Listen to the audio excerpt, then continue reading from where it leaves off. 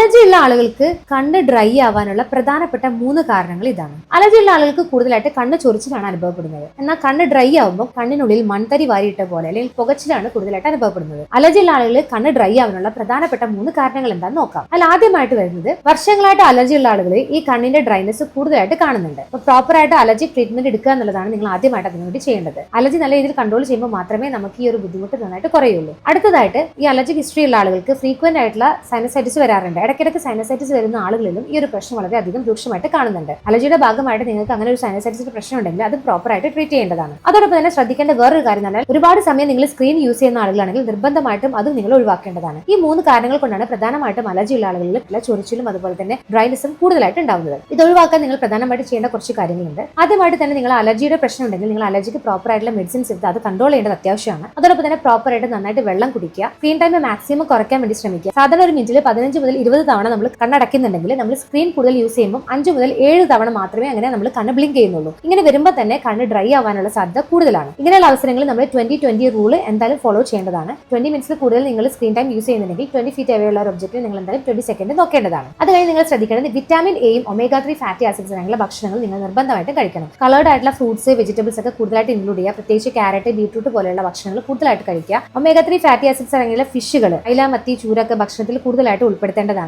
നട്ട്സിൽ walnut അതുപോലെ തന്നെ ബദാം ഒക്കെ കൂടുതലായിട്ട് കഴിക്കുന്ന വഴി തന്നെ നമുക്ക് ഈ വിറ്റാമിൻ എയും അതുപോലെ തന്നെ ഒമേഗ 3 ഫാറ്റി ആസിഡ്സും കൂടുതലായിട്ട് ലഭിക്കുന്നതാണ്. ഇതൊക്കെ കണ്ണിന്റെ ഡ്രൈനസ് കുറയ്ക്കാൻ വേണ്ടി മാക്സിമം നമ്മളെ സഹായിക്കുന്നതാണ്. അതോടൊപ്പം തന്നെ AC നമ്മളെ മുഖത്തേക്ക് ഡയറക്റ്റ് വരാതിരിക്കാൻ മാക്സിമം ശ്രമിക്കേണ്ടതാണ്. ഇത്തരം കാര്യങ്ങളൊക്കെ ശ്രദ്ധിച്ചിട്ടുണ്ടെങ്കിൽ ഡ്രൈനസ് വരുന്നത് നമുക്ക് മാക്സിമം ഒഴിവാക്കാൻ പറ്റുന്നതാണ്.